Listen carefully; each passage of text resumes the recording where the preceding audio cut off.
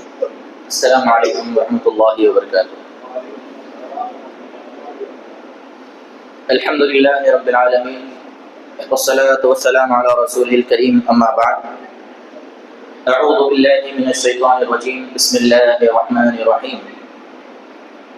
اذا وقعت الواقعہ لیس لوقعتها کاذبہ۔ تمام قسم کی تعریفات اللہ رب العالمین احکم الحاکمین کے لیے لائق، زیبا و سزاوار ہے، جو ساری کائنات کا مالک اور خالق ہے۔ بعدہ درود و سلام کا نزول ہو اللہ کے آخری پیغمبر محمد رسول اللہ صلی اللہ تعالی علیہ وعلی آلہ واصحابہ وبارک وسلم پر۔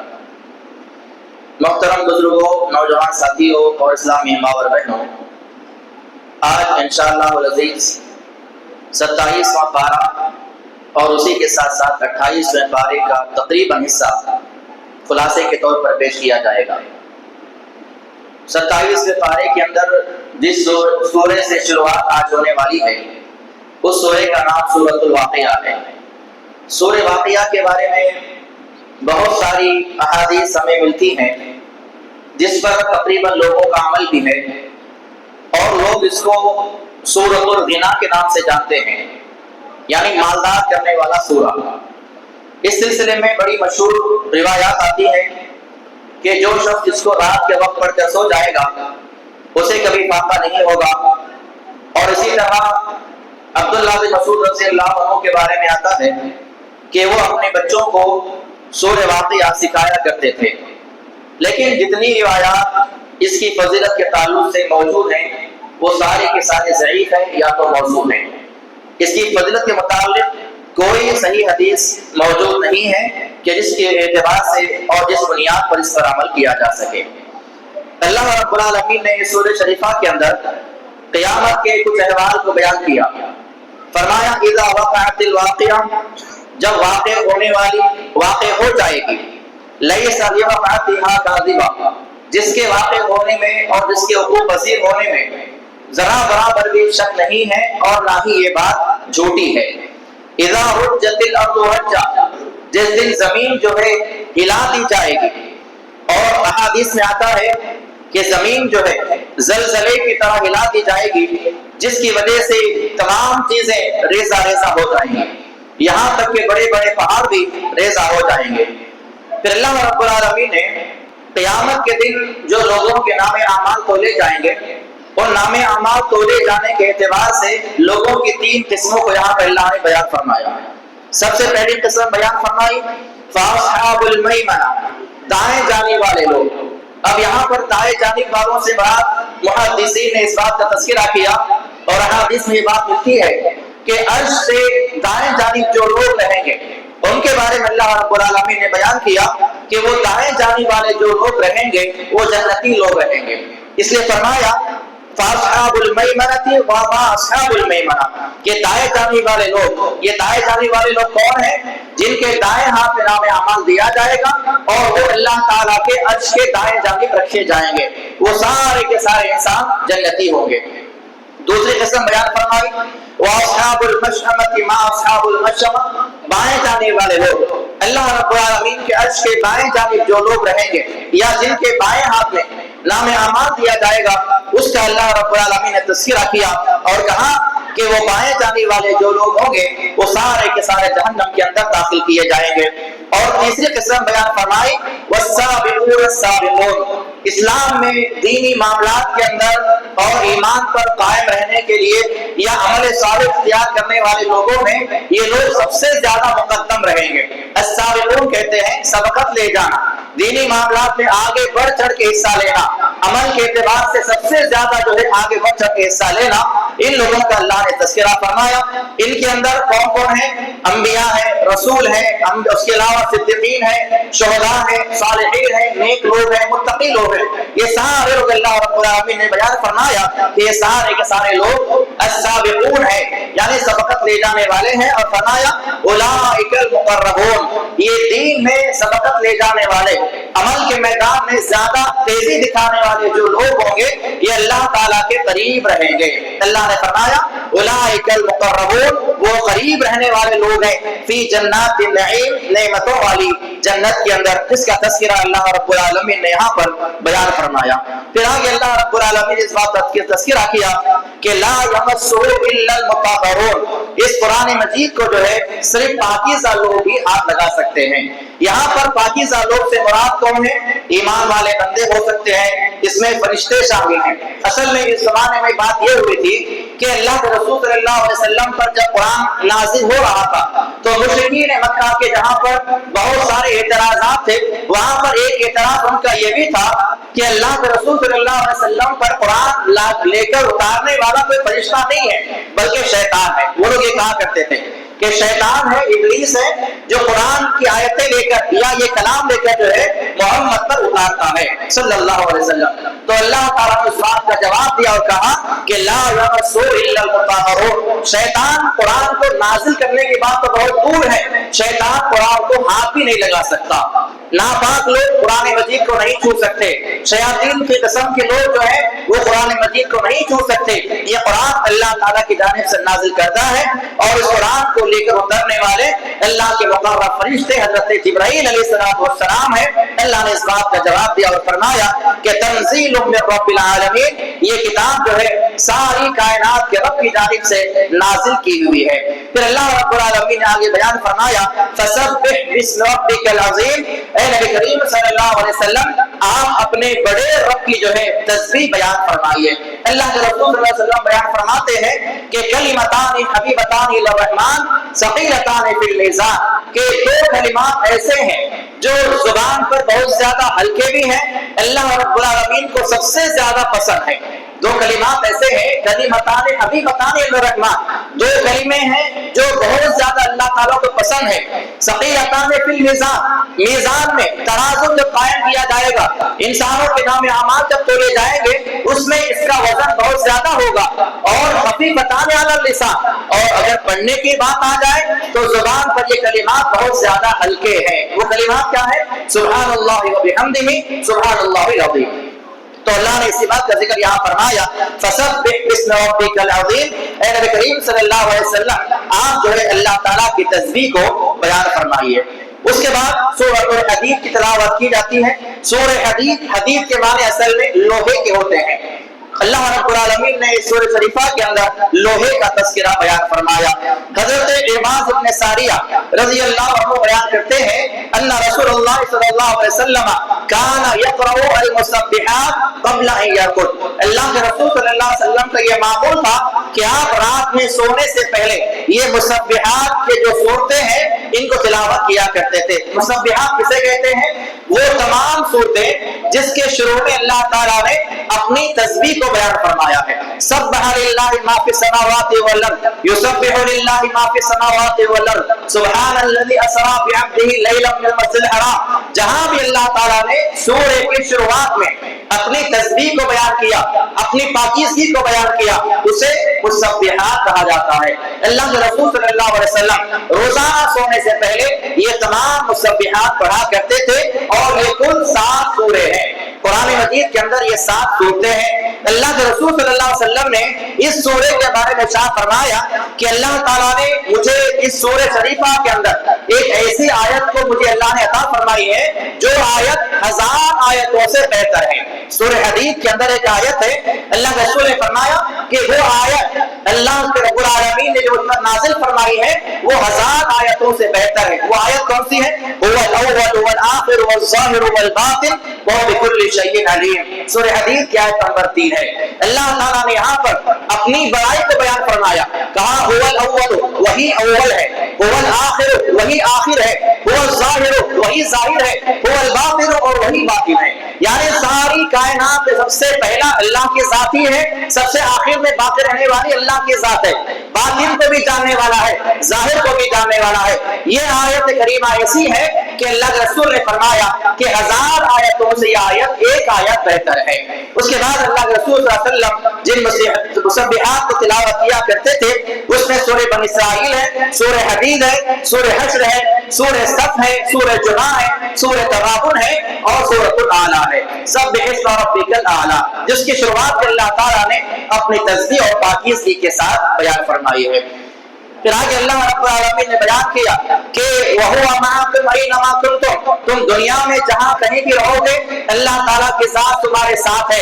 ایسا کوئی مقام نہیں ہے، ایسی کوئی جگہ نہیں ہے جہاں اللہ تعالیٰ ہمارے ساتھ نہ ہو۔ اللہ ساتھ رہنے سے مراد کیا ہے؟ اللہ کی ذات ہمارے ساتھ نہیں ہے، اللہ تعالیٰ کا علم ہمارے ساتھ ہے، اللہ کی قدرت ہمارے ساتھ ہے، اس کا جو ہے اس کی مشیت ہمارے ساتھ ہے اور اس کا پاور ہمارے ساتھ ہے۔ اللہ رب العالمین نے فرمایا کہ وَهُوَ مَعَكُمْ أَيْنَمَا كُنتُمْ، تم دنیا میں جہاں کہیں بھی رہو اللہ تعالیٰ کی ذات تمہارے ساتھ ہے۔ اور حدیث میں آتا ہے اللہ کے رسول صلی اللہ علیہ وسلم بیان فرماتے ہیں اے معاذ بن جبل اتق اللہ حیثما کنت، اے معاذ تم جہاں کہیں بھی رہو اللہ سے ڈرتے رہو، اور وَاتَّبِعِ السَّيِّئَةَ الْحَسَنَةَ، جب کبھی تم سے کوئی گناہ سرزد ہو جائے، چھوٹا گناہ ہو بڑا گناہ ہو، جب بھی تم سے کوئی گناہ سرزد ہو جائے تو گناہ کے کرنے کے فوری بعد کوئی نیک کام کر لیا کرو، اس نیک کام کی وجہ سے تمہارا وہ گناہ مٹا دیا جاتا ہے۔ وَخَالِقِ النَّاسَ بِخُلُقٍ حَسَنٍ، اور انسانوں کے ساتھ جو ہے اچھے اخلاق سے پیش آؤ۔ پھر آگے اللہ رب العالمین نے بیان فرمایا کہ لا يستوي منكم من انفق من قبل والفتح وقاتل، کہ جو لوگ جہاد سے فتح مکہ سے پہلے جن لوگوں نے جہاد کیا، جن لوگوں نے فتح مکہ سے پہلے اللہ رب العالمین کے راستے میں اپنے اموال کو خرچ کیے ہیں، وہ لوگ فتح مکہ کے بعد خرچ کرنے والوں کے برابر نہیں ہو سکتے۔ اللہ رب العالمین نے یہاں پر اس بات کا تذکرہ کیا، فتح مکہ اسلام کی ایک بنیاد، یا جو سمجھیے کہ وہاں سے اسلام کو بڑی طاقت ملی، بڑی قوت ملی۔ اللہ رب العالمین نے جب مکہ فتح کیا تو وہاں سے مسلمانوں کا اسلام کا زور بہت زیادہ ہو گیا، اس کا تذکرہ انشاءاللہ ابھی آنے والا ہے۔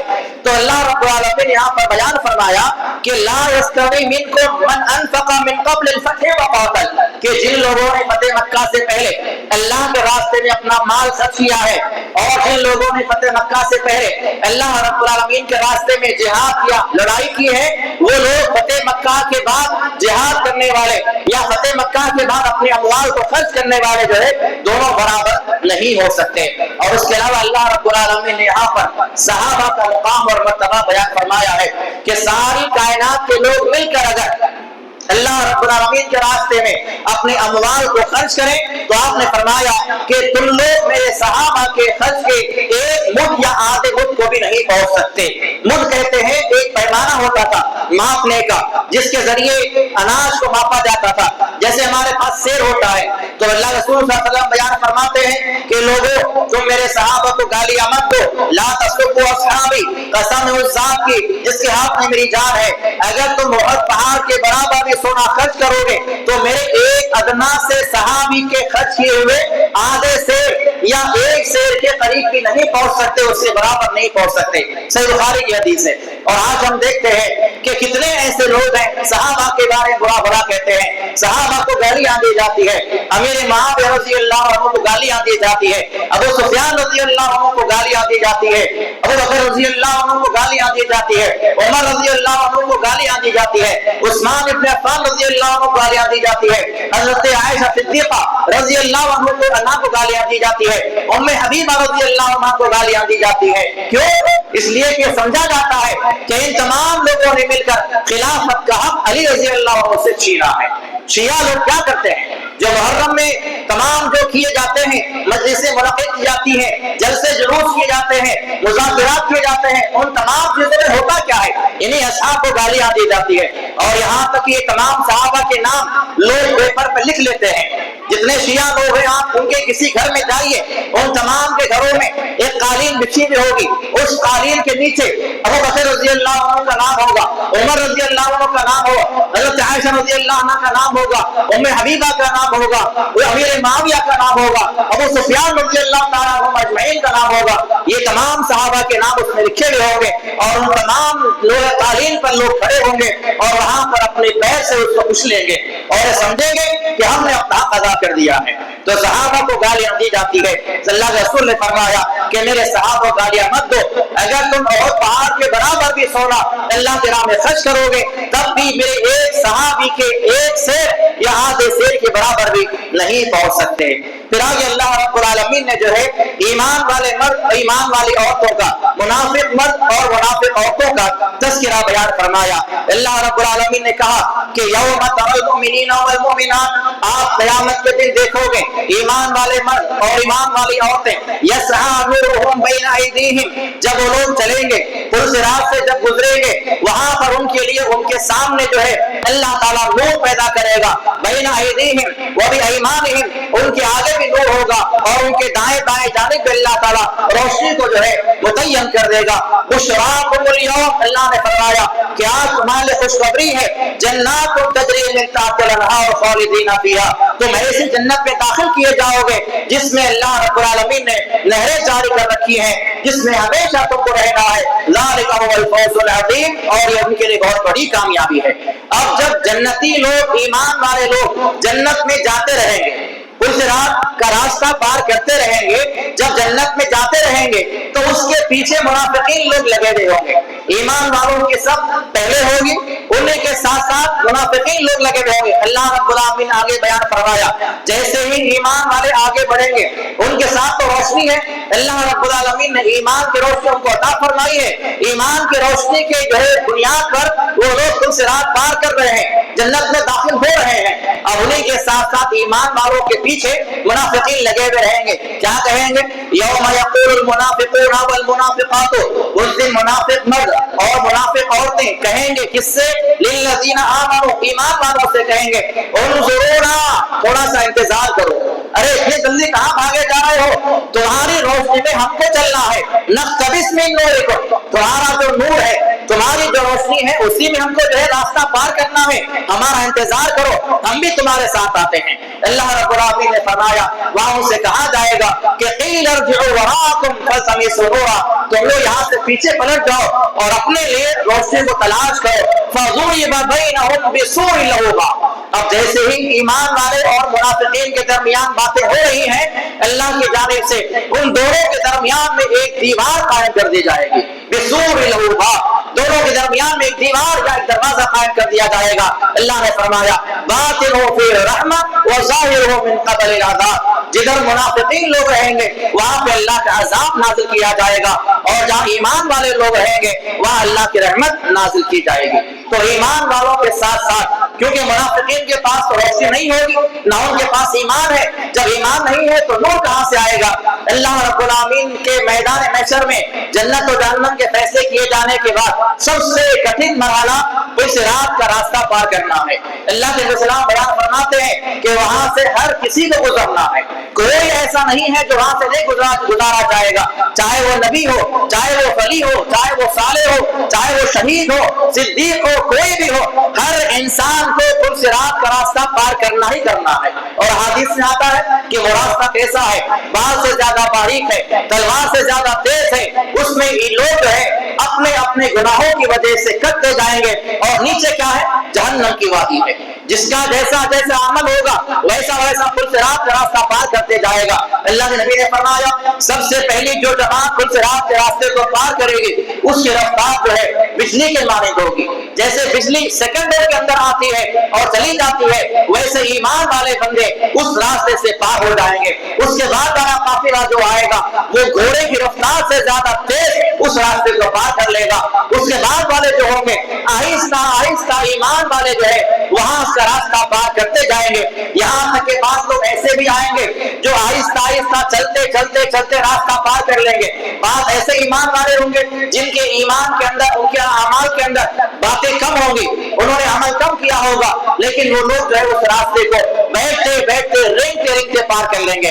اس کے بعد منافقین کا دور شروع ہوگا. کافرین لوگ آتے رہیں گے ان کا عالم کیا ہوگا وہ اس راستے کو ذرا بھی پار نہیں کر پائیں گے. کوئی درمیان میں گر رہا ہے کٹ کے کوئی شروع میں گر رہا ہے کوئی آخر میں گر رہا ہے. لوگ کٹتے جائیں گے اور جہنم کے اندر گرتے جائیں گے۔ تو پلصراط کا راستہ پار کرنے کے لیے وہاں کا سب سے بڑا جو اوزار ہے، سب سے بڑی جو وہاں کے پار کرنے کا راستہ ہے وہ ایمان ہے اور عمل صالح ہے۔ جن کے پاس ایمان ہوگا، عمل صالح ہوگا، وہ آسانی سے وہ راستہ پار کر لیں گے۔ اور جن کے دلوں میں نفاق ہوگا، جن کے پاس نفاق پایا جائے گا، منافقت پائی جائے گی، ہمارے سامنے آئیں گے ہماری باتیں کریں گے، آپ کے سامنے جائیں گے آپ کی باتیں کریں گے، یہ دوغلے قسم کے جو لوگ ہوں گے وہاں پہ ان کے لیے اللہ تعالیٰ عذاب نازل کرے گا اور وہ جہنم میں کٹ کے گرا دیے جائیں گے۔ یہ قرآن کہتا ہے، میں نہیں کہتا، قرآن کیا ہے؟ اللہ نے بیان فرمایا یقول المنافقون والمنافقات، وہاں پر منافق مرد اور عورتوں کا عالم یہ ہوگا کہ اللہ تعالیٰ ان کو وہاں پر عذاب میں مبتلا کر دے گا۔ پھر آگے اللہ رب العالمین نے بیان فرمایا اعلموا انما الحیات الدنیا لعب و لہو، اے لوگوں اس بات کو جان لو کہ دنیاوی زندگی جو ہے یہ کھیل تماشا ہے اور یہاں کی تمام چیزیں دنیاوی اعتبار سے باقی رہنے والی ہے۔ اس لیے تم میں سے جو کوئی اپنے اموال کے اندر، اپنی اولاد کے اندر جو ہے تکبر کرتا رہے گا اور اپنی اولاد اور اموال کے بارے میں یہ فخر کرے گا کہ میرے پاس مال زیادہ ہے، میرے پاس اولاد زیادہ ہے، تو اللہ تعالیٰ نے یہاں پر مثال بیان فرمائی کہ ان لوگوں کی مثال کیسی ہے؟ جیسا کہ ایک کسان آدمی ہے، کسان اپنے کھیت میں جیسے ہی فصل اگاتا ہے، جب فصل ہریالی والی ہوتی ہے، ہری بھری ہوتی ہے، وہ اس کو کاٹ لیتا ہے، اس کے بعد وہ اس امید پہ رہتا ہے کہ دوسری جب فصل آئے گی وہ بھی ایسے ہی آئے گی۔ اللہ نے کیا بیان فرمایا کہ لیکن بعد والی فصل کا انجام کیا ہوتا ہے؟ وہ دھیرے دھیرے پیلی پڑ جاتی ہے اور اس کے بعد جو ہے وہ بالکل سوکھ جاتی ہے، اس کے بعد وہ جو ہے بالکل باریک اور ریزہ ہو کر ہوا کے حوالے ہو جاتی ہے۔ تو دنیا زندگی کو سب کچھ سمجھ لینا، دنیا کے اندر اپنے مال پہ، اپنی اولاد پہ تکبر کرنے والوں کا انجام قیامت میں ایسا ہی ہوگا کہ قیامت کے دن وہ لوگ جو ہے جب اللہ کی بارگاہ پیش کیے جائیں گے تو ان کے اعمال کو اللہ تعالیٰ جو ہے اسی طرح سے بکارت کر دے گا، بیکار اور ضائع کر دیا جائے گا جیسا کہ کھیت میں پائی جانے والی گھاس جو سوکھی ہوتی ہے اسے بیکار سمجھ کے اکھاڑ دیا جاتا ہے اور اسے پھینک دیا جاتا ہے۔ اللہ رب العالمین نے مثال کے ذریعے یہاں پر اس بات کا تذکرہ بیان فرمایا۔ پھر آگے اللہ تعالیٰ نے بیان فرمایا سابقوا الی مغفرۃ من ربکم وجنۃ عرضها کعرض السماء والارض، اے ایمان والو تم لوگ جو اللہ تعالیٰ کی مغفرت کی طرف آگے بڑھتے جاؤ اور اس جنت کی طرف آگے بڑھو جس کی کشادگی زمین اور آسمان کے برابر ہے۔ ایک ایمان والے کو یہ ایسا نہیں کہ کوئی بڑا نیک آدمی ہے، ولی ہے، نبی ہے، اس کو ایسا دیا جائے گا، بلکہ ہر ایمان والے کو اللہ تعالیٰ جو جنت عطا فرمائے گا، ہر ایمان والے کی ہر جنت کا عالم یہی ہوگا۔ اس کو شادی کیسے ہوگی؟ زمین و آسمان کے برابر ایک ایک جنت کو دی جائے گی، اتنی بڑی جنت۔ آپ اندازہ لگائیے زمین کتنی بڑی ہے، آسمان کی اونچائی، اس کی کشادگی، اس کی چوڑائی کتنی زیادہ ہے۔ تو اللہ تعالیٰ نے فرمایا اس جنت کی تیاری کرو جو اللہ تعالیٰ ایمان والوں کو عطا فرمائے گا، جس کی کشادگی کعرض السماء والارض، آسمان اور زمین کے برابر ہے۔ اللہ نے تیار کر رکھا ہے اس جنت کو ایمان لانے والے لوگوں کے لیے جو اللہ کے ذات پر ایمان لانے والے ہیں اور اللہ کے رسول کے ذات پر جو ہے ایمان رکھنے والے ہیں۔ پھر آج اللہ رب العالمین نے جو ہے لوہے کا تذکرہ بیان فرمایا، کہا کہ وَأَنزَلْنَا الْحَدِيدَ، ہم نے لوہے کو آسمان سے نازل کیا ہے، فِيهِ بَأْسٌ شَدِيدٌ، جو بہت ہی سخت ہوتا ہے، وَمَنَافِعُ لِلنَّاسِ، اور وہ لوگوں کے فائدے کے لیے اللہ نے بنایا ہے تاکہ ایمان والے بندے اس کو اختیار کریں اور دنیا والے لوگ اس کو جو ہے اختیار کر کے اپنے لیے اوزار بناتے رہے، اپنے لیے سامان بناتے رہے۔ یہاں پر لوہے کا تذکرہ بیان کرنے کی وجہ یہ ہے کہ آپ اندازہ لگائیے، آپ غور کیجیے کہ ایک معمولی سوئی سے لے کر بڑے سے بڑے ہوائی جہاز تک جتنی چیز دنیا میں بنائی جاتی ہے ان تمام چیزوں میں لوہے کا استعمال کیا جاتا ہے۔ اللہ نے اس کی اہمیت کو بیان فرمایا، یہ اتنا اہم ہے لوہا کہ اللہ تعالیٰ نے اس کو یہاں پر نازل فرما دیا، بلکہ اس کے نام سے اللہ نے سورہ اتار دیا، سورۃ الحدید کے نام سے۔ تو اتنے اللہ تعالیٰ نے یہاں پر اس نعمت کا تذکرہ بیان فرمایا کہ اللہ تعالیٰ نے ہم انسانوں کے لیے اس نعمت کو نازل فرمایا۔ اس کے بعد 28 پارہ شروع ہوتا ہے جس کا پہلا سورہ ہے سورہ مجادلہ۔ مجادلہ کے معنی ہوتے ہیں بحث کرنا، تکرار کرنا یا سرگوشی کرنا۔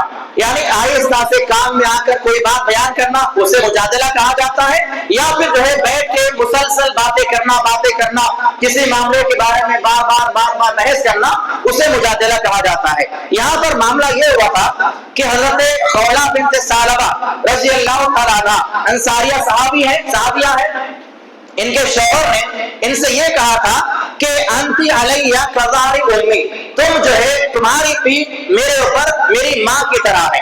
اسلام سے پہلے زمانے جاہلیت میں یہ مسئلہ تھا کہ اگر کوئی ایسا اپنی بیوی سے کہہ دے کہ تمہاری پیٹھ میری ماں کی طرح ہے، اور ایسے رشتے دار جس سے نکاح کرنا حرام ہے ایک آدمی کو، سگی ماں ہے، سگی بہن ہے، سگی بیٹی ہے، پھوپھی ہے، خالہ ہے، یہ تمام رشتے دار اگر کسی نے ایسا کہہ دیا کہ تمہاری پیٹھ، اپنی بیوی سے کہا تمہاری پیٹھ میری ماں کی طرح ہے، تمہاری پیٹھ میری بہن کی طرح ہے، تمہاری پیٹھ میری بیٹی کی طرح ہے، تو اس آدمی اور عورت کے درمیان میں طلاق واقع ہو جایا کرتی تھی۔ اس کو کہتے ہیں زہار، اور آج بھی یہ مسئلہ موجود ہے۔ اگر آج بھی کسی نے اس نیت سے ایسا کہا، طلاق نہیں کہے گا، اگر طلاق کہتا ہے تو بات ختم ہے، لیکن اگر طلاق کی دل میں نیت کرتا ہوا اگر کوئی یہ کہتا ہے کہ تمہاری پیٹھ میری ماں کی طرح ہے یا تمہارے ران میری ماں کی طرح ہے، ایسے اعضاء جو عام طور پر نہیں نظر آتے ان اعضاء کی تشبیہ اگر اپنی بیوی سے دے دے تو طلاق واقع ہو جاتی ہے۔ یہ معاملہ ہوا۔ حضرت خولہ بنت ثعلبہ رضی اللہ تعالیٰ عنہ جو ہے اپنے شوہر کے بارے میں شکایت لے کر آئی کہ اوس بن ثابت رضی اللہ تعالیٰ عنہ نے میرے ساتھ ایسا کہا ہے، آپ مجھے اس بارے بتائیے کہ میں اس کو کیا حل کروں اور اس کا کیا جواب ہے۔ آپ علیہ السلام کے پاس اس وقت وہی نازل نہیں ہوئی تھی۔ حضرت عائشہ رضی اللہ عنہا فرماتی ہے کہ وہ عورت جو ہے میرے گھر میں آتی تھی، کونے میں بیٹھ کے اللہ رسول صلی اللہ علیہ وسلم سے خاموشی کے ساتھ بار بار باتیں کرتی تھی، ان سے بحث کرنا، بار بار مسئلے کو پوچھنا، لیکن ایک گھر میں ہونے کے باوجود بھی میں نے اس مسئلے کو سنا ہی نہیں۔ آخر وہ عورت کیا بار بار جو ہے نبی سے باتیں کر رہی ہے مجھے ذرا بھی علم نہیں ہے، لیکن اللہ رب العالمین نے ساتوں آسمانوں کے اوپر سے اس کی بات کو سنا۔ اللہ تعالیٰ نے اسی تعلق سے یہاں پر بیان فرمایا اور کہا قد سمع اللہ، تحقیق اللہ تعالیٰ نے سن لیا ہے، التی، اس عورت کی بات ہے، تجادلک فی زوجہا، جو اپنے شوہر کے بارے میں تم سے جھگڑا کر رہی ہے، وتشتکی الی اللہ، اور وہ اللہ کے سامنے شکایت بیان کر رہی ہے، واللہ یسمع تحاورکما، اللہ تعالیٰ نے تم دونوں کی باتوں کو سنا ہے، ان اللہ سمیع بصیر، اللہ تعالیٰ سننے والا اور دیکھنے والا ہے۔ اگر کسی نے ایسا کہہ دیا اپنی بیوی سے تو اس کا کفارہ کیا ہے؟ یا تو وہ ایک غلام کو آزاد کرے گا یا پھر 2 مہینے لگاتار روزہ رکھے گا، لگاتار۔ اگر ایک روزہ درمیان میں چھوڑ دیا پھر سے 2 مہینے اس کو کرنا پڑے گا۔ مسلسل اللہ نے یہاں پر بیان فرمایا کہ فمن لم یجد فصیام شہرین متتابعین، لگاتار 2 مہینے روزہ رکھے گا۔ اگر کسی نے ایسا کہہ دیا اپنی بیوی سے، اگر روزہ رکھنے کی طاقت نہیں ہے تو فإن لم يستطع فإطعام 60 مسکینا، 60 مسکینوں کو کھانا کھلاوے، یا تو ایک غلام آزاد کرے، اگر غلام نہیں ہے تو 2 مہینے لگاتار روزہ رکھے، اس کی بھی طاقت نہیں ہے تب کہیں جا کر 60 مسکینوں کو کھانا کھلا دے، تب جو ہے وہ کفارہ ادا ہوگا اور وہ عورت اس کے نکاح میں باقی رہے گی۔ پھر اللہ رب العالمین نے آگے جو ہے 2 جماعتوں کا تذکرہ بیان فرمایا، ایک جماعت شیطان کی جماعت اور ایک جماعت اللہ کی جماعت۔ اللہ رب العالمین نے بیان فرمایا استحوذ علیہم الشیطان فانساہم ذکر اللہ، کہ جو لوگ جن شیطان نے ان پر غلبہ حاصل کر لیا ہے اس قوم کو اور ان لوگوں کو شیطان نے جو ہے اللہ کی یاد سے غافل کر دیا ہے۔ ان الذین یحادون اللہ ورسولہ، یہ لوگ اللہ اور اس کے رسول کے خلاف ورزی کا کام کرتے ہیں، اولئک فی الاذلین، اور یہ لوگ جو ہے ذلت میں داخل کیے جانے والے ہیں، اولئک حزب الشیطان، یہ شیطان کی جماعت ہے۔ پھر آگے اللہ نے فرمایا کہ اے محمد صلی اللہ علیہ وسلم، آپ ایمان والوں کو اس بات پر کبھی نہیں پاؤ گے کہ ایمان والے بندے ایسے لوگوں سے دلی محبت رکھیں جو لوگ اللہ اور اس کے رسول کے خلاف ورزیاں کرتے ہیں، جو اللہ سے اور اس کے رسول کی تعلیمات سے خلاف باتیں کرتے ہیں۔ کبھی بھی ایمان والا بندہ ایسے لوگوں سے دلی محبت نہیں رکھے گا، اگرچہ کہ وہ ولو کانوا آباءہم، اگرچہ وہ خلاف ورزیاں کرنے والے ان کے باپ ہو، اور ابناءہم ان کے بیٹے ہو، اور اخوانہم ان کے بھائی ہو، اور عشیرتہم یا ان کے ساتھی ہو، اولئک کتب فی قلوبہم الایمان، اللہ رب العالمین کے دلوں میں جو ہے ایمان کو لکھ دیا ہے۔ تو ایمان والوں کے اللہ تعالیٰ نے یہاں پر ایک صفت کو بیان یہ کیا کہ کبھی بھی ایمان والے بندے ایسی مقامات پر نہیں بیٹھیں گے جہاں پر اللہ اور اس کے رسول کے خلاف باتیں کی جا رہی ہے. تو جہاں اللہ اور اس کے رسول کے خلاف باتیں کی جاتی ہیں وہاں پر بیٹھنا بھی منع ہے, وہاں کی باتیں سننا بھی منع ہے. ایسا نہیں کہ دیکھیں گے کیا کہتے ہیں اللہ کے بارے میں, رسول کے بارے میں, ہمیں سننے کی ضرورت نہیں ہے. اللہ تعالیٰ اس بات سے منع فرما دیا. اور اللہ رب العالمین مقام پہ فرماتا ہے اگر کوئی ایسے مقام پر بیٹھتا ہے, ایسے محفل میں جاتا ہے, ایسے جلسے جلوس میں شامل ہوتا ہے جہاں پہ اللہ اس رسول کے خلاف ورزی کی جاتی ہے یا اللہ اس رسول کے خلاف باتیں کی جاتی ہے, تو گویا کہ وہ بیٹھنے والا بھی انہی میں شامل کر دیا جائے گا, گویا کہ وہ انہی میں سے ہے. حالانکہ آپ خلاف ورزی نہیں کرتے, آپ اللہ کی بات کو ماننے والے ہیں, آپ نبی کی بات کو ماننے والے ہیں, لیکن آپ اگر ایسی محفل میں جاتے ہیں جہاں پہ اللہ اس رسول کے خلاف باتیں کی جاتی ہیں تو ان کی محفل میں جانے کی وجہ سے آپ کا بھی انجام انہی کے ساتھ کر دیا جائے گا. پھر آگے اللہ رب العالمین نے سورہ حشر کا جو ہے تذکرہ بیان فرمایا. یہاں پر اصل میں سورہ حشر کی نازل ہونے کی جو وجہ ہے وہ وجہ یہ ہے کہ مدینہ منورہ میں اللہ رسول صلی اللہ علیہ وسلم کے آنے سے پہلے یہودیوں کے 3 قبیلے آباد تھے. ایک کا نام تھا بنو نذیر, ایک کا نام تھا بنو قریظہ اور ایک کا نام تھا بنو قینقاع. یہ 3 قبیلے مدینہ منورہ کے تھے, وہ لوگ وہیں پر آباد تھے. جب رسول اللہ صلی اللہ علیہ وسلم مدینہ منورہ ہجرت کر کے آئے, آپ نے تمام قبیلے والوں کو بلایا, یعنی تینوں قبیلوں کے سرداروں کو بلایا گیا اور ان سے آپ نے عہد لیا کہ دیکھو اگر تم پر کوئی چڑھائی کرتا ہے, اگر تم پر کوئی حملہ کرتا ہے تو ایمان والے تمہارا ساتھ دیں گے, اور ایمان والوں پر اگر کوئی حملہ کرتا ہے تو تمہاری ذمہ داری ہے کہ تم ہمارا ساتھ دو گے. لیکن بارہا یہودیوں نے جو ہے رسول اللہ صلی اللہ علیہ وسلم کو اور ایمان والوں کو دھوکہ ہی دیا, اس لیے آپ علیہ السلام نے جو ہے ان کو مدینہ منورہ سے نکال دیا, ان کو وہاں سے جلا وطن کر دیا گیا. ایک موقع پر اللہ رسول صلی اللہ علیہ وسلم جو ہے ایک جنگ سے واپس آ رہے تھے تو بنو نذیر کا جو قافلہ تھا, قبیلہ تھا, اس نے رسول اللہ صلی اللہ علیہ وسلم کو دعوت دی اور کہا کہ آپ ہمارے گھر میں آئیے, آپ کے لیے کھانا جو ہے پیش کیا جاتا ہے, آپ کے لیے دعوت کا انتظام ہے. آپ علیہ السلام نے کہا کہ ٹھیک ہے میں تمہارے پاس آؤں گا. جب آپ وہاں پر گئے ان لوگوں نے آپ کو ایک دیوار کے نیچے بٹھا دیا, ایک بڑی اونچی دیوار تھی اس کے نیچے آپ بٹھا دیا اور کہا کہ آپ یہاں پر انتظار کیجیے, ہم لوگ آتے ہیں. ان کا ارادہ یہ تھا کہ اوپر سے ایک بڑا پتھر آپ کے سر پہ گرا دیا جائے اور نبی کو ہلاک کر دیا جائے. آپ جیسے وہاں پر بیٹھے اللہ رب العالمین نے وحی کے ذریعے آپ کو اطلاع دے کے فرمایا کہ ان یہودیوں نے آپ کو مارنے کا پلان بنایا ہے, آپ یہاں سے فوری چلے جائیے. آپ وہاں سے فوری ہو کے چلے گئے, اپنے مقام پر آئے. اس کے بعد آپ علیہ السلام نے جو ہے بنو نذیر کو وہاں سے نکال دیا اور وہ لوگ جا کر خیبر میں آباد ہو گئے. اس کے بعد عمر رضی اللہ تعالیٰ عنہ کے دور خلافت میں ان کو جو ہے وہاں سے بھی نکال دیا گیا. تو اللہ تعالیٰ نے سورہ شریفہ کے اندر انہی یہودیوں کا تذکرہ بیان فرمایا ہے. پھر آگے اللہ نے فرمایا وَمَا آتَاكُمُ الرَّسُولُ فَخُذُوهُ وَمَا نَهَاكُمْ عَنْهُ فَانْتَهُوا. اللہ کے رسول صلی اللہ علیہ وسلم تمہیں جو دے اس کو لے لو اور جس کام کے کرنے سے منع کرے اس کام سے رک جاؤ. پھر آگے اللہ رب العالمین نے ایک واقعہ بیان کیا ہے مدینہ منورہ میں, مسجد نبوی کے اندر تمام لوگ عشاء کی نماز سے فارغ ہو گئے. رسول اللہ صلی اللہ علیہ وسلم ابھی مدینہ مسجد موجود ہیں اور آپ کے ساتھی صحابہ آہستہ آہستہ کر کے سارے صحابہ چلے گئے. اب مسجد میں آپ علیہ السلام موجود ہیں اور ایک صحابی موجود ہے جن کا نام عاطف بنت ابی بلتہ ہے. وہ آتے ہیں اور وہاں پر بیٹھے نماز ادا کر رہے ہیں, اتنے میں وہ مسافر مسجد میں آتے ہیں. اب آنے کے بعد آپ نے دیکھا کہ مسجد میں کوئی نہیں ہے, سارے صحابہ جا چکے ہیں اور مسافر 2 ہیں.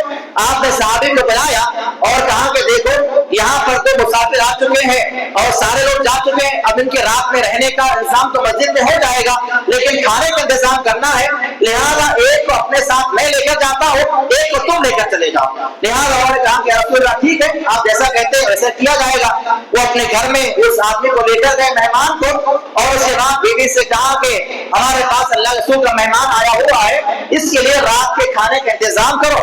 تو بیوی نے کہا کہ دیکھو کھانے کے لیے کچھ بھی نہیں ہے, رات کا بچا ہوا کچھ کھانا ہے جو بچوں کو میں نے بھوکے کر کے سنا دیا, جب صبح جو ہے بھوک سے اٹھیں گے نکال دو کے تو ان کو جو ہے وہ کھانا کھلا دو گے.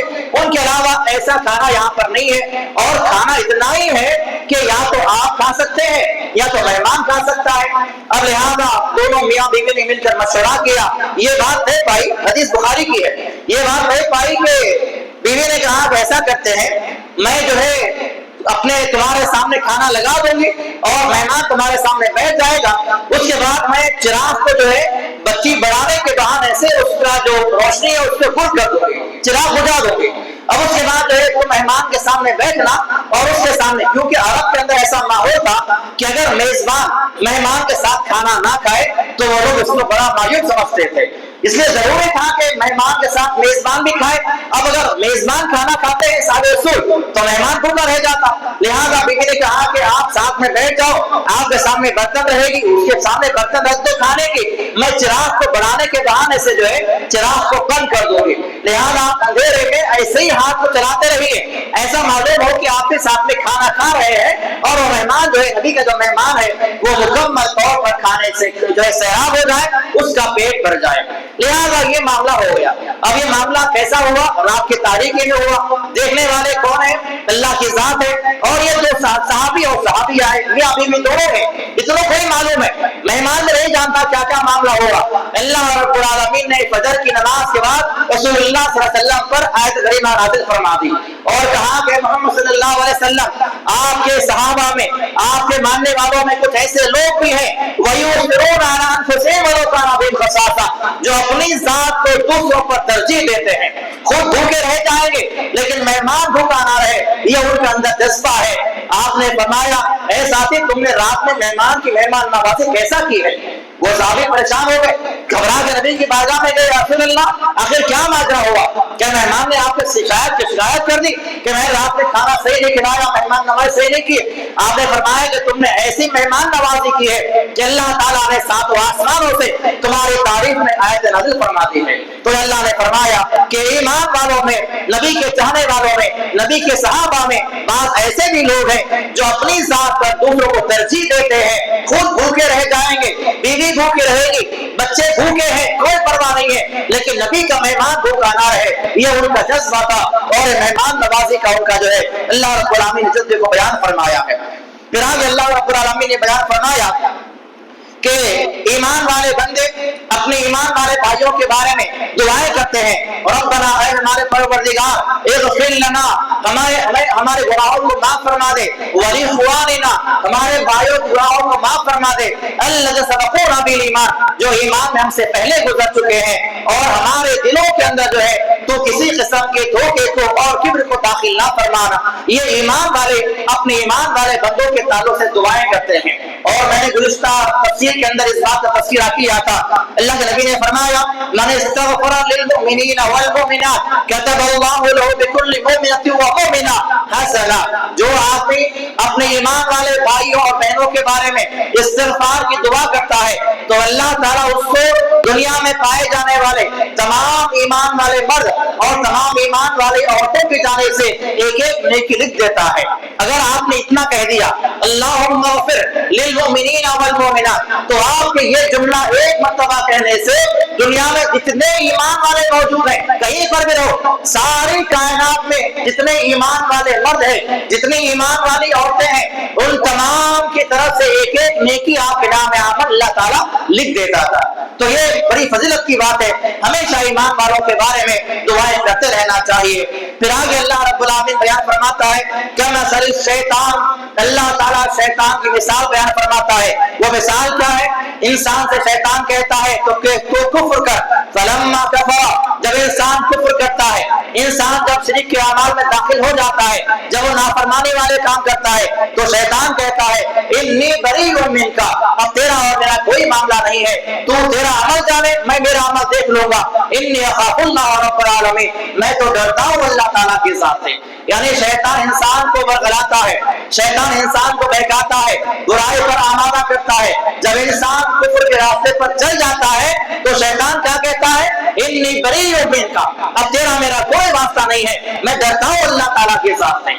تو شیطان کا یہ عمل ایمان والوں کو سمجھنا چاہیے، شیطان کا یہ وسوسہ ایمان والوں کو سمجھنا چاہیے کہ شیطان کیسے جو ہے ایمان والوں کو، انسانوں کو ورگلاتا ہے، بہکاتا ہے، اور ساتھ میں کیا کہتا ہے اب تیرا میرا کوئی واسطہ نہیں ہے، میں ڈرتا ہوں اللہ تعالیٰ کے ساتھ سے۔ اللہ تعالیٰ نے آگے ان دونوں کا انجام بیان فرمایا، کہا فَكَانَ عَاقِبَتَهُمَا أَنَّهُمَا خَالِدَيْنِ فِيهَا، جو شیطان ہے وہ تو جہنم میں جائے گا ہی جائے گا، شیطان کو ماننے والے، اس کی بات پر عمل کرنے والے جو لوگ ہیں یہ بھی جہنم میں داخل کیے جائیں گے۔ وَذَلِكَ جَزَاءُ الظَّالِمِينَ، اور یہی بدلہ ظالموں کے لیے اللہ نے تیار کر رکھا ہے۔ پھر آگے اللہ نے فرمایا یا ایھا الذین آمنوا، اے ایمان والو، اتقوا اللہ، اللہ سے ڈرتے رہو، وَلْتَنظُرْ نَفْسٌ مَا قَدَّمَتْ لِغَدٍ، اور تم میں سے ہر آدمی اس بات پر غور کرے کہ اس نے آنے والے دن یعنی قیامت کے لیے کیا تیاری کر رکھی ہے۔ آج دنیا کے بارے میں ہمارے پاس ساری پلاننگ ہے، دنیا کے تعلق سے ہمارے پاس سارے ارادے ہیں کہ کل ایسا کریں گے، پرسوں ایسا کریں گے، ایک مہینے کے بعد وہاں جانا ہے، ایک سال کے بعد یہ کرنا ہے، اولاد کو یہ پڑھانا ہے، اولاد کو یہ بنانا ہے، دنیا کے ساری پلاننگ ہے۔ اللہ نے یہاں پر فرمایا قیامت کے بارے میں تمہارے کیا پلاننگ ہے، اس کے بارے میں کبھی غور کیا ہے؟ ہمارے اعمال میں کتنے کوتاہیاں ہیں، کتنے فرائض ہم سے چھوٹ گئے ہیں، کتنے نوافل کا ہم اہتمام کرنے والے ہیں، کتنے لوگوں کے حقوق کو ہم نے مار کے کھایا ہے، کبھی اس بات پر ہم غور کرتے نہیں۔ اللہ نے فرمایا اس لیے کہ ایمان والو اللہ سے ڈرو اور قیامت کے تعلق سے تم نے کیا تیاری کر رکھی ہے اس بارے میں غور کرو اور سوچو۔ واتقوا اللہ، اللہ سے ڈرتے رہو، ان اللہ خبیر بما تعملون، اللہ تعالیٰ جو ہے تمام تمہارے اعمال سے واقف ہے اور باخبر ہے۔ اس کے بعد جو ہے سورہ ممتحنہ ہے، یہ سورہ جس میں اللہ رب العالمین نے فتح مکہ کا واقعہ بیان فرمایا ہے۔ اصل میں معاملہ یہ ہوا کہ جب صلح حدیبیہ ہوئی، جس کا تذکرہ میں نے پرسوں کے درس میں کیا تھا یا کل کے درس میں شاید ہوا ہے، تو صلح حدیبیہ کے بعد معاملہ یہ ہوا کہ یہ معاملہ طے پایا تھا کہ 10 سال تک مشرکین مکہ اور مدینے والے جو ایمان والے ہیں ان دونوں کے درمیان میں جنگ مندی ہے، کسی قسم کی کوئی جنگ نہیں کی جائے گی، یہ معاملہ طے پایا تھا۔ لیکن 1 سال کے اندر ہی مشرکین مکہ نے اس وعدے کو توڑ دیا، جبکہ ایمان والے اپنے بات پہ قائم ہیں، لیکن 1 سال کے اندر ہی جو ہے کسی بہت تفصیلی واقعہ ہے، بہرحال مکہ والوں نے اس وعدے کو توڑ دیا۔ اب رسول اللہ صلی اللہ علیہ وسلم نے اس بات کا ذکر اپنے صحابہ سے کیا کہ دیکھو 1 سال مکمل نہیں ہوا، ابھی سے جو ہے مشرکین مکہ نے جو ہے اس وعدے کو توڑ دیا ہے۔ لیکن ہوا کیا، جیسے ہی یہ خبر مکہ میں پہنچ گئی کہ ایمان والوں کو اس بارے میں علم ہو گیا ہے، ابو سفیان ابھی جو ایمان میں داخل نہیں ہوئے تھے ان کو مکہ والوں نے مدینہ روانہ کیا تاکہ جا کے نبی سے ملاقات کریں اور نبی سے ملاقات کر کے جو ہے دوبارہ سے اس اگریمنٹ کو جو ہے پھر سے جو ہے طے کیا جائے، جو ہم نے خلاف ورزی کی ہے ہم اس سے معافی مانگتے ہیں، یہ آپ کا جو معاہدہ ہے، ہمارا جو اگریمنٹ ہوا ہے یہ اگریمنٹ ایسا ہی باقی رہے گا۔ اس کو رینیو کرنے کے لیے ابو سفیان رضی اللہ تعالیٰ عنہ کو مدینہ منورہ روانہ کیا۔ اب مدینہ منورہ آنے سے پہلے کچھ اور واقعات بھی ہوئے، بہرحال مدینہ منورہ وہ پہنچ گئے، سب سے پہلے نبی کی بارگاہ میں گئے، آپ علیہ السلام سے کہا کہ یا رسول اللہ جو ہے ہمارے سے جو ہے غلطی ہو گئی، ہم نے معاہدہ توڑ دیا ہے، لہذا میں دوبارہ سے جو ہے اس معاہدے کو رینیو کرنے کے لیے آیا ہوں۔ آپ علیہ السلام نے چہرے کو پھیر لیا، اس سے کوئی بات نہ کی۔ ابو بکر رضی اللہ عنہ کے پاس جاتا ہے، کہتا ہے کہ ابو بکر میں نبی کے پاس ملاقات کے لیے آیا تھا، آپ نبی سے سفارش کیجئے کہ میں ان کے ملاقات کروں یا ان سے بات کروں، تو وہ دوبارہ جو ہے اس معاہدے کو جو ہے رینیو کر دیے۔ آپ نے کہا کہ نہیں میرے پاس ہمت نہیں ہے، نبی کی بارگاہ میں جاؤ اور تمہاری سفارش بیان کر دو۔ عمر رضی اللہ عنہ کے پاس گیا، عثمان رضی اللہ عنہ کے پاس گیا، علی رضی اللہ عنہ کے پاس آتے ہیں، اس کے بعد فاطمہ رضی اللہ عنہا سے ملاقات کرتے ہیں۔ یہ سارے صحابہ نے کہا کہ نبی کے پاس جا کر سفارش کرنا ہمارے بس کی بات نہیں ہے، لہذا وہ ابو سفیان جو ہے وہاں سے ناکام اور نامراد مکہ واپس چلے گئے۔ اب جب مکہ چلے گئے رسول اللہ صلی اللہ علیہ وسلم نے اپنی جو ہے بیوی سے کہا، عائشہ رضی اللہ عنہا سے کہا کہ جنگ کی تیاری کرو۔ اب یہ بات کسی کو نہیں معلوم ہے، یہاں تک کہ آپ کے خاص صحابہ جو آپ کے ساتھ رہنے والے ابو بکر رضی اللہ عنہ ہے، عمر رضی اللہ عنہ ہے، بڑے بڑے کبار صحابہ ہیں، آپ کے جو جماعت ہے مشیر ہیں، آپ کے جو وزیر ہیں اور آپ کا جو ہائی کمان ہے، کسی کو بھی نہیں معلوم۔ آپ نے خاموشی سے گھر میں آنے کے بعد کہا کہ اے عائشہ جنگ کی تیاری کے لیے سامان تیار کرو۔ اب اس کے بعد نبی کا حکم ہے، عائشہ رضی اللہ تعالیٰ عنہ نے جو ہے جنگی سامان تیار کرنا شروع کیا، جنگی لباس تیار کر رہے ہیں، تلوار کو تیز کیا جا رہا ہے۔ اتنے میں عائشہ رضی اللہ تعالیٰ عنہ کے گھر میں ان کے والد داخل ہوتے ہیں اور کہتے ہیں کہ اے عائشہ یہ کیا چل رہا ہے؟ یہ سامان کس وجہ سے باندھا جا رہا ہے, کیا تیاری چل رہی ہے. عائشہ رضی اللہ عنہ نے کہا کہ ابا جان مجھے نہیں معلوم کہ کیا معاملہ ہو رہا ہے. اللہ رسول صلی اللہ علیہ وسلم نے کہا کہ مجھے سفر پر جانا ہے, سامان تیار کرو. اس کے بعد آپ علیہ السلام نے جو ہے آہستہ آہستہ بڑے بڑے کبار جو صحابہ تھے یا جو آپ کا ہائی کمان جو تھا ان صحابہ کے درمیان میں اس اعلان کو کیا کہ ہمیں مکہ مکرمہ پہ چڑھائی کرنی ہے.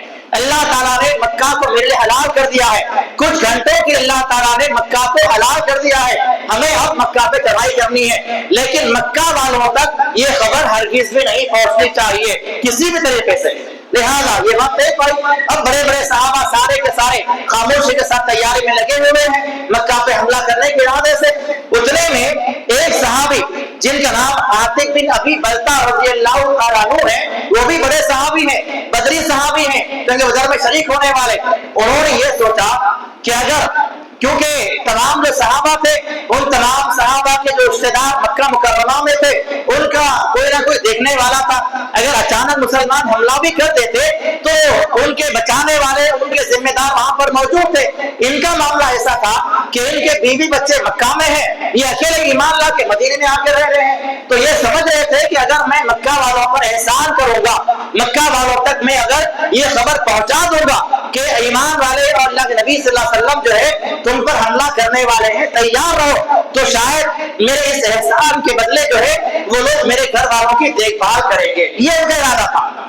ارادہ ایسا نہیں تھا کہ نبی کو دھوکہ دیا جائے یا ایمان والوں کے ساتھ دھوکہ کیا جائے. ان کا ارادہ یہ تھا کہ مکہ والوں کو میں خبر کر دوں گا تو اس احسان کے بدلے مکہ میں جو میرے بال بچے ہیں ان کی دیکھ بھال وہ لوگ کریں گے. اس ارادے سے کیا کیا انہوں نے خاموشی کے ساتھ ایک خط لکھا مکہ والوں کے نام, اور وہ خط کو جو ہے ایک عورت کو دیا. اس عورت سے کہا کہ بڑی رازداری کے ساتھ اور بڑی خاموشی کے ساتھ جو ہے یہ خط لے کر جاؤ اور مکہ کے جو سردار ہیں ان کے ہاتھ میں خط کو دے دینا. جیسے ہی مدینے سے خط لے کر عورت روانہ ہوئی, اللہ تعالیٰ نے آیت نازل فرما دی اور کہا یا ایھا الذین آمنوا لا تتخذوا عدوی وعدوکم, اے ایمان والو تم میں سے کوئی جو ہے اپنے دشمن کو اور تمہارے دشمن کو جو ہے اپنا دوست نہ بنائے.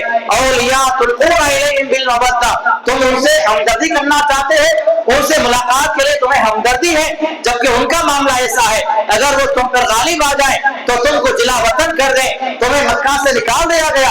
اس کے ہونے کے باوجود بھی تم ان سے دوستی کرتے ہو. اللہ تعالیٰ نے ساری باتیں خبر کر دی کہ ایک عورت مکہ سے مدینہ منورہ سے نکل چکی ہے, تمہیں روضے خاک پر ملاقات ہوگی. آپ رضی اللہ نے فوری صحابہ کی ٹیم روانہ فرمائی. حضرت مقداد رضی اللہ تعالیٰ عنہ, زبیر بن عوام رضی اللہ تعالیٰ عنہ, علی رضی اللہ تعالیٰ عنہ, یہ تین صحابہ کو اپنے روانہ کیا اور کہا کہ تیزی کے ساتھ جاؤ, وہ عورت تمہیں مقام خاک پہ ملے گی. جگہ آپ نے بتا دی کہ مدینے سے جانے کے بعد جو مقام ہے روضے خاک, وہاں پر تم سے وہ عورت کی ملاقات ہوگی. اس کے پاس ایک خط ہے, وہ خط لے کر آؤ اور اس کو بھی ساتھ میں لے کر آؤ. اب یہ تین صحابہ تیزی کے ساتھ جانے لگے اور جو بعض ایک صحابی نے اس میں سے یہ بھی کہا کہ ارے تھوڑا آہستہ چلو, اتنا تیز جائیں گے تو عورت کہیں مس نہ ہو جائے, کہیں پر بیٹھی ہوگی, کہیں پر جو ہے کچھ کر رہی ہوگی, آہستہ سے دیکھتے ہوئے جائیں گے. دوسرے صحابہ نے کہا نبی نے جگہ بتا دی ہے کہ ہمیں وہ عورت روضے خاک پر ہی ملاقات کرے گی, وہی ملنے والی ہے, تو ہمارا نبی پر ایمان پکا ہے, اس سے پہلے نبی سے کے مقام سے پہلے عورت نہیں مل سکتی. سیدھا مقام روضے خاک پر آئے, عورت کو پکڑا, اس سے کہا کہ تیرے پاس ایک خط ہے, وہ خط ہمارے حوالے کر دے. اس نے انکار کیا, کہا کہ میرے پاس کوئی خط نہیں ہے. سامان کی تلاشی لی گئی, ساری چیزیں دیکھی گئی, کہیں پر خط نظر نہیں آیا. اب صحابہ نے اس کو دھمکی دی اور کہا اگر تو صحیح طریقے سے خط کو ہمارے حوالے نہیں کرے گی تو تجھے پورا برہنہ کیا جائے گا اور اس کے بعد خط کو نکال لیا جائے گا. نبی نے اپنی زبان سے کہا ہے تیرے پاس خط ہے تو خط ہے, اگر تو ہمیں نہیں ملا تو الگ بات ہے, لیکن تیرے پاس وہ خط موجود ہے, شرافت سے دیتی ہے تجھے برہنہ کیا جائے. اس کے بعد اس نے کہا کہ تم تینوں کے تینوں پلٹ جاؤ. وہ لوگ جب پلٹے تو اس عورت نے اپنے چوٹیوں میں جو ہے اپنے بالوں میں خط کو گون کے رکھا ہوا تھا, وہ خط نکالا اور صحابہ کے حوالے کیا. وہ خط لا کر نبی کی بارگاہ پیش کیا گیا. آپ نے بلایا, اے عاتق بن ابی بلتہ, یہ کیا معاملہ ہے, تم نے کیا کیا؟ تم نے ایسا عمل کیوں کیا؟ تو انہوں نے کہا کہ یا رسول اللہ اس عمل سے میرا کوئی ارادہ نہیں تھا کہ میں ایمان والوں کو دھوکہ دوں یا نبی کو دھوکہ دوں، میرا منشا صرف یہ تھا کہ مکہ میں جو میرے بال بچے ہیں میرے احسان کے بدلے مکہ والے میرے بال بچوں کی دیکھ بھال کریں، ان کے ساتھ اچھا برتاؤ کریں، اس ارادے سے میں نے ایسا کیا ہے۔ عمر رضی اللہ عنہ دیش میں آ گئے، تلوار کو ہاتھ میں نکال لیا اور کہا یا رسول اللہ حکم دیجئے میں اس کی گردن کو اڑا دوں، یہ منافق ہو گیا ہے۔ جب انہیں فرمایا کہ اے عمر کیا تم نہیں جانتے یہ بدری صحابی ہے اور اللہ تعالیٰ نے جنگ بدر کے اندر شریک ہونے والے صحابہ کے بارے میں فرمایا کہ تم جو چاہے عمل کرو تم کو میں نے معاف کر دیا ہے، یہ بدری صحابی ہے، ان سے غلطی ہو گئی ہے ان کو اللہ معاف کرے، ہم بھی ان کو معاف کرتے ہیں۔ لیکن اللہ رب العالمین نے یہاں پر آیت کریمہ نازل فرما دی اور کہا کہ تم لوگ جو ہے اپنے دشمن کو اور میرے دشمن کو دوست بناتے ہو اور تم ایسا معاملہ کرتے ہو۔ تو اللہ نے یہاں پر تفصیل سے اس واقعے کو بیان فرمایا ہے۔ پھر آگے اللہ رب العالمین نے کہا کہ ایمان والی عورتوں سے اے نبی کریم صلی اللہ علیہ وسلم آپ بیعت لیجئے۔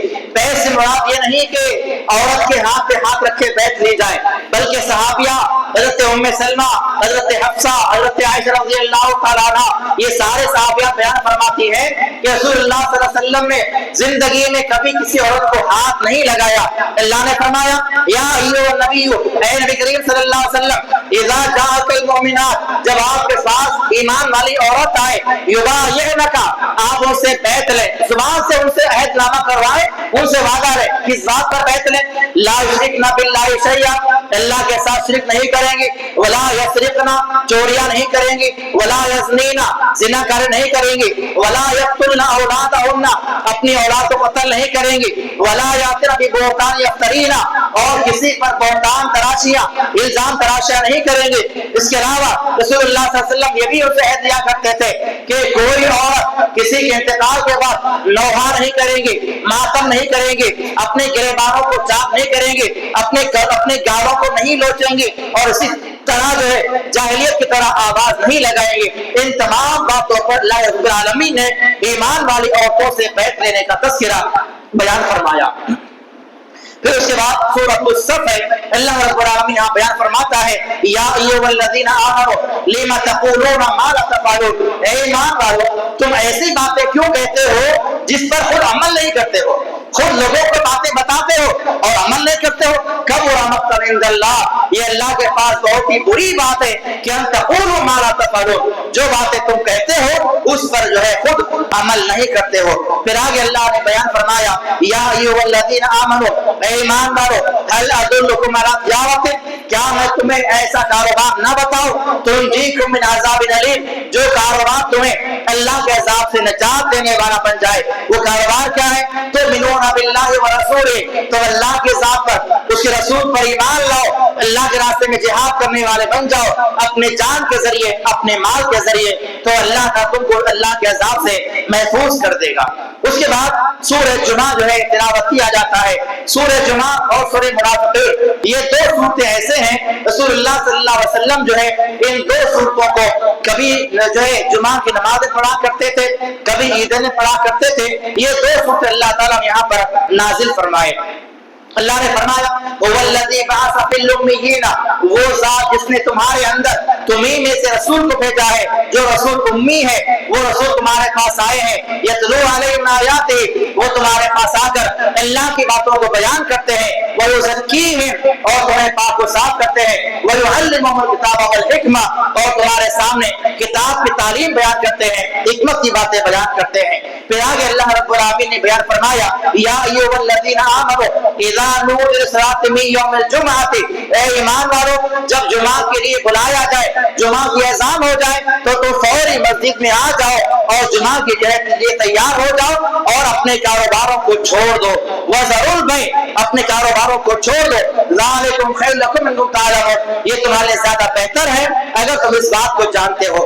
اس کے بعد اللہ نے اس بات کا تذکرہ کیا کہ ایک مرتبہ رسول اللہ صلی اللہ علیہ وسلم جمعہ کے دن خطبہ دے رہے ہیں، آپ منبر پر ہیں، آپ کے صحابہ مسجد میں بیٹھے ہوئے ہیں، اچانک ہوا یہ کہ مدینے میں ایک کاروباری قافلہ آ گیا، اس کے پاس مال ہے، کاروباری قافلہ مدینے میں آ گیا، لہذا تمام کے تمام صحابہ جو ہے نبی کو چھوڑ کر قافلے والے کے پاس چلے گئے۔ जुम्मा का खुतबा चल रहा है, खुतबे के दौरान में सारे सहाबा चले गए, मस्जिद पूरी खाली हो गई, सिर्फ 12 सहाबा मौजूद है मस्जिद के अंदर। अल्लाह ने बयान फरमाया वइज़ा रअू तिजारतन, ए लोगों जब तिजारत के काफिला तुम्हारे पास आता है और लहवन, जब यहाँ जो है खेल तमाशे की बात होती है तो तुम तो जो है तुम नबी को छोड़कर चले जाते हो, वो तरकू को कायमा, जब नबी तुम्हारे सामने खड़े हुए हैं, कुल मा इंदल्लाहि खैर, एक बात याद रखो कि ये जो कारोबार है ये अल्लाह की निगाह में जो है इस ईमान वाले से या इस मस्जिद से ज्यादा बेहतर नहीं है। अल्लाह ताला ने यहाँ पर उन ईमान वाले सहाबा को तो एक तंबीह की और कहा कि अगर खुतबा चल रहा हो, जुमा का वक्त है, ऐसे मौके पर जो है कोई आदमी मस्जिद से ना उठे ना कोई हरकत करे।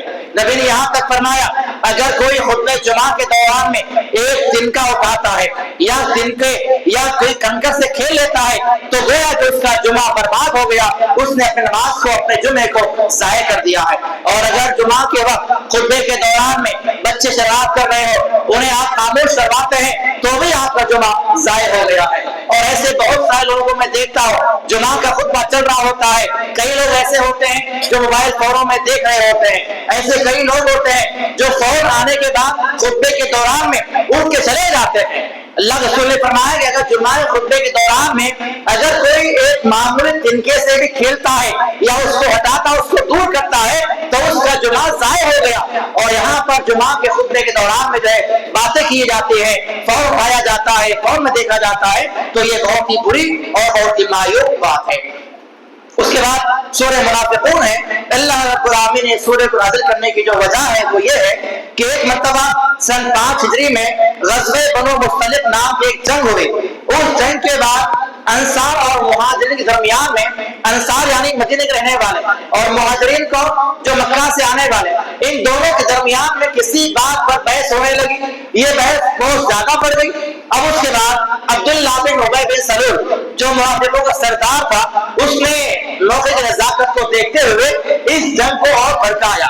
यानी अंसार और मुहाजिरीन के दरमियान में जो है जो लफ्जी बहस हो रही थी, उस बहस के मुबाहिसे को उसने और हवा देने की कोशिश की। लिहाजा रसूलुल्लाह सल्लल्लाहु अलैहि वसल्लम के पास ज़ैद इब्न अरक़म रज़ियल्लाहु ताला अन्हु पहुंचे और ये सारा वाक़या बयान किया। या रसूलुल्लाह ऐसा ऐसा मामला हुआ अंसार मुहाजिर के दरमियान में, जब ये बातें हो रही थी तो अब्दुल्लाह बिन उबय ने ऐसा ऐसा मामला किया है। आपने उसको बुलाया और कहा कि उससे पूछा क्या तुमने ऐसा किया है, तो उसने इनकार किया, कहा कि मैंने ऐसा नहीं किया है। तो वो जो सहाबी थे जिन्होंने नबी के सामने उसकी शिकायत की थी, वो बड़े गमज़दा हो गए। यानी नबी के सामने मैं झूठा करार पा गया, तो अल्लाह ताला ने उनके गम को दूर करने के लिए कुरान नाज़िल फरमा दिया और ये सूरा अल्लाह ने नाज़िल फरमा दिया और कहा इज़ा जाअकल मुनाफिकूना, ए नबी जब आपके पास मुनाफिक लोग आते हैं, वो लोग कहते हैं नशहदु इन्नका रसूलुल्लाह, हम गवाही देते हैं कि आप अल्लाह के रसूल हैं, वल्लाहु यअलमु इन्नका रसूलु, अल्लाह जानता है कि रसूल आप हैं। लेकिन मुनाफिकों की जो बातें हैं वो झूठी बातें हैं। अल्लाह ताला ने ज़ैद इब्न अरक़म रज़ियल्लाहु अन्हु के जो है उनके बाद में या उनके बाद अल्लाह ने कुरान को उतार दिया और सूरा नाज़िल किया गया। अल्लाह ने फरमाया या अय्युहल्लज़ीना आमनू, ए ईमान वालों, ला तुल्हिकुम अम्वालुकुम वला औलादुकुम अन ज़िक्रिल्लाह, तुम्हें अल्लाह रब्बुल आमीन की याद से जो है ना तुम्हारा अम्वाल दूर करे और ना तुम्हारी औलाद जो है तुमको अल्लाह की याद से गाफिल करे। वमन यफ़अल ज़ालिका, जो ऐसा करेगा अपने माल के पीछे पड़ के अल्लाह की याद से गाफिल हो जाएगा, अपनी औलाद के पीछे पड़ के अल्लाह की याद से गाफिल हो जाएगा, तो वो आदमी खसा उठाने वालों में शामिल कर दिया जाएगा। उसके बाद सूरह तगाबुन है। अल्लाह रब्बुल आमीन ने बयान फरमाया खलक़स समावाति वल अर्ज़, वो ज़ात जिसने आसमान और ज़मीन को पैदा किया है हक के साथ, वसव्वरकुम फसव्वरकुम, और अल्लाह ताला तुम्हारे जो है सूरतों को बनाया है। जिस दिन तुमको जमा किया जाएगा, वो जमा किया जाने वाला जो दिन है वो दिन हार और जीत का दिन है। तगाबुन कहते हैं हार और जीत का दिन, और क़यामत का जो दिन है वो हार और जीत का दिन है। वहां पर ईमान वाले लोग जीत जाएंगे और जो बेईमान होंगे, काफिर होंगे, मुशरिक होंगे, मुनाफिक होंगे, वो लोग वहां पर हार जाएंगे। अल्लाह ने फरमाया इन्नमा अम्वालुकुम व औलादुकुम फितना, ए ईमान वालों, तुम्हारी औलाद, तुम्हारा माल तुम्हारे लिए आजमाइश है। अल्लाह तुमको इन तमाम चीजों से आजमाता है। फिर फरमाया फत्तकुल्लाह मस्ततातुम, अल्लाह से डरते रहो जितना तुम्हारे अंदर ताकत है और जितना तुम अल्लाह से डर सकते हो। तो इस तरह से अल्हम्दुलिल्लाह 28 पारा मुकम्मल जो है कौम हो चुका چکا ہے. انشاءاللہ اگلے درس کے اندر 28 پارہ پارہ اور 29 پارہ مکمل کل کے درس میں انشاءاللہ بیان کیا جائے گا. تو اللہ رب العالمین نے یہ مکمل صورتوں کے اندر بہت سارے واقعات کو بیان کیا. ان میں ایسے بہت سارے واقعات ہیں جن سے ہمارا ایمان تازہ ہوتا ہے, ایسے بہت سارے واقعات ہیں جن سے ہمارے ایمان میں جو ہے تازگی کے ساتھ ساتھ جو ہے نصیحت کی باتیں ملتی ہیں, عبرت کی باتیں ملتی ہیں کہ ایمان والے کے جو ہے عمل کیسا ہونا چاہیے. اس اعتبار سے ہمیں ایمان والوں کو عمل کرنا چاہیے, ورنہ اللہ تعالیٰ کی بارگاہ میں بہت زیادہ سخت سزائیں ہیں اور جو جہنم کی جو ہے ہولناکیاں ہیں, حشر کے میدان کی جو ہولناکیاں ہیں, وہاں کے جو عذابات ہیں وہ کوئی آدمی برداشت نہیں کر پائے گا. بہت زیادہ جو ہے وہاں کے عذابات ہوں گے. اگر ہمارے ایمان کے اندر جو ہے کمی ہوگی یا ہم ایمان کے اندر جو ہے مخلص نہیں رہیں گے, اور جو مخلص ایمان والے بندے ہوں گے, اخلاص سے اللہ کی مدد کرنے والے بندے ہوں گے, ان کے اللہ تعالیٰ کی بارگاہ میں نجات ہے, کامیابی ہے, اور ان کے اللہ تعالیٰ نے جنت کا وعدہ کیا ہے. تو یہ قرآن مجید کے تمام جو پیغامات ہیں, تمام جو تعلیمات ہیں, چاہے وہ تعلیمات واقعات کی شکل میں ہو, چاہے وہ تعلیمات احکامات کی شکل میں ہو, ان تمام تعلیمات سے ہمیں یہی باتیں معلوم ہوتی ہے ہمارا جو ایمان ہے وہ ایمان جو اللہ نے ہمیں عطا فرمایا ہے اس کی حفاظت کرنا چاہیے. ورنہ ایمان لانے کے باوجود بھی اگر ہم اللہ کے دربار میں جہنم میں داخل کیے جائیں تو پھر دنیا میں ہمارا رہنا, ایمان کے ساتھ ساتھ عمل کرنا, نمازیں پڑھنا, روزے رکھنا, صدقات و خیرات دینا ہمارا کوئی فائدہ نہیں پہنچائے گا. اس لیے ہمیشہ اس بات پر غور کریں ایمان ہمارا خالص ہو, کسی ملاوٹ سے جو ہے بالکل دور رہے, نہ اس میں ریاکاری شامل ہو, نہ اللہ کے ساتھ شرک کرنے والے بنے. اگر یہ چیزیں ہمارے ایمان کے ساتھ رہے گی تو ہمارا ایمان ضائع ہو جائے گا اور ہمارے اعمال جو ہم نے کیے ہیں وہ سارے کے سارے ضائع ہو جائیں گے. اللہ تعالیٰ تمام ایمان والوں کو جو ہے صحیح معنوں میں ایمان پر عمل کرنے کی توفیق عطا فرمائے. اللہ تعالیٰ ہمارے اعمال کے اندر جو کمی اور خامیاں ہیں اللہ اس کو دور فرما دے. اللہ تعالیٰ ہمارے اعمال میں اخلاص پیدا فرمائے, الہیت پیدا فرمائے. اے اللہ ہمارے اعمال کے اندر سے جو ریاکاریاں ہیں, دکھلاوے کے جو اعمال ہیں, اے اللہ تمام کو دور فرما دے. اے اللہ ہمارے گناہوں میں جو بھی گناہ ہیں, چھوٹے گناہ ہیں, بڑے گناہ ہیں, ہم نے جان بوجھ کے کیے ہوئے ہو, انجانے میں ہم سے ہو گئے ہو, اے اللہ تمام گناہوں کو اپنی مہربانی سے معاف فرما دے. اے اللہ یہ عظیم ترین جو رات ہے جس کی تلاش ہم یہاں پر بیٹھے ہوئے ہیں, اے اللہ تمام ایمان والوں کو وہ عظیم رات نصیب فرما دے جس رات کی اہمیت اور اس کی فضیلت بہت زیادہ ہے. اے اللہ ہمارے اعمال کی اصلاح فرما دے, عقیدے کی اصلاح فرما دے. ہم میں جو مسلمان بیمار ہیں انہیں شفا کاملہ عاجل عطا فرما. جو مسلمان پریشانیوں میں تکالیف میں گرے ہوئے ہیں اے اللہ تمام براحتیں عطا فرما دے. عالم اسلام کی حفاظت فرما, فلسطین کے مسلمانوں کی حفاظت فرما, غزہ کے مسلمانوں کی حفاظت فرما. اے اللہ جو اسلام کے خلاف میں سازشیں اٹھ رہی ہیں یا اسلام کو بدنام کرنے کے لیے یا اسلام ختم کرنے کے لیے جو پلاننگ کی جاتی ہے, اے اللہ تمام کے ارادوں کو انہی پر لوٹا دے اور تمام ارادوں کو ناکام بنا دے. آمین. باقول قولی ھذا استغفر اللہ ولکم وآخر دعوانا الحمد للہ رب العالمین. السلام علیکم ورحمۃ اللہ وبرکاتہ.